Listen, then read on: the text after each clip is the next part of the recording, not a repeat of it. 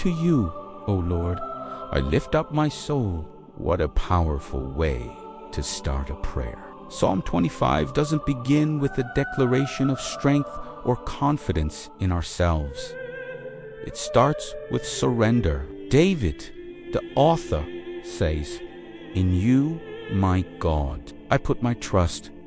He's writing as someone who knows what it's like to face fear, opposition, and a whole lot of uncertainty. But instead of panicking, "What do I see?"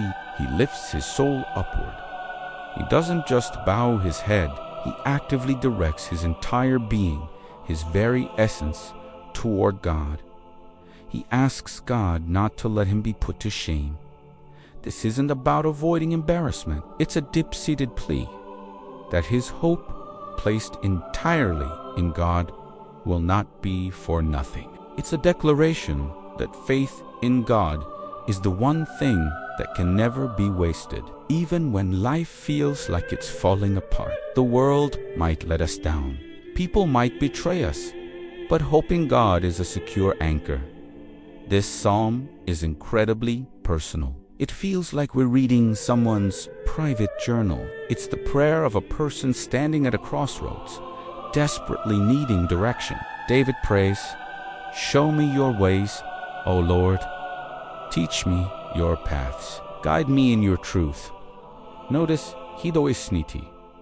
Ask God to bless his own plans or to make his predetermined path successful. He asks God to show him the way, to teach him, to shape his journey from the very beginning. This is a profound shift in perspective. It's moving from "God, please help me do what I want," to "God, please show me what you want." Then David does something that many of us try to avoid. He gets brutally honest about his past. He asks, "Remember, Lord, your mercy and loving kindness do not remember the sins of my youth." Wow, that takes courage. Psalm 25 teaches us a vital lesson. True spiritual growth begins with honesty. God can't guide a heart that's pretending to be perfect. Acknowledging our flaws isn't a sign of weakness. It's an invitation for God's grace to come in and work. David doesn't hide his past or deny his mistakes. He lays them at the feet of God's mercy. And what is God's response to this raw honesty? It isn't rejection or condemnation. It's instruction. The psalm says, "The Lord is good and upright. Therefore, he instructs sinners in the way." Think about that. God doesn't turn away from those who stumble. He actively teaches those who are humble enough to learn. He doesn't expect perfection from us. He desires a teachable spirit. Humility attracts God's guidance, while pride creates a roadblock. The psalm continues. He leads the humble in what is right and teaches them his way.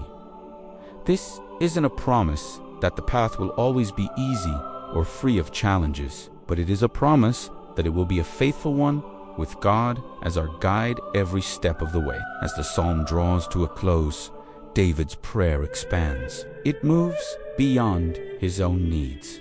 Hey, Krizauti, Hedim Yisrael, O God, out of all their troubles. A heart that is truly aligned with God's heart doesn't just stop at personal deliverance. It begins to ache for others. It intercedes. It looks at the community, at the world, and carries their burdens to God as well. So, Psalm 25 is more than just a beautiful poem. It's a roadmap. It's a prayer for direction when we're lost, a plea for forgiveness when we've messed up, and a declaration of trust when everything feels uncertain. It's the timeless voice of someone who understands a fundamental truth. Without God, every single step we take is on shaky ground. But with Him, we have a guide, a teacher, and a redeemer. Thanks for watching. If this resonated with you, consider subscribing for more reflections.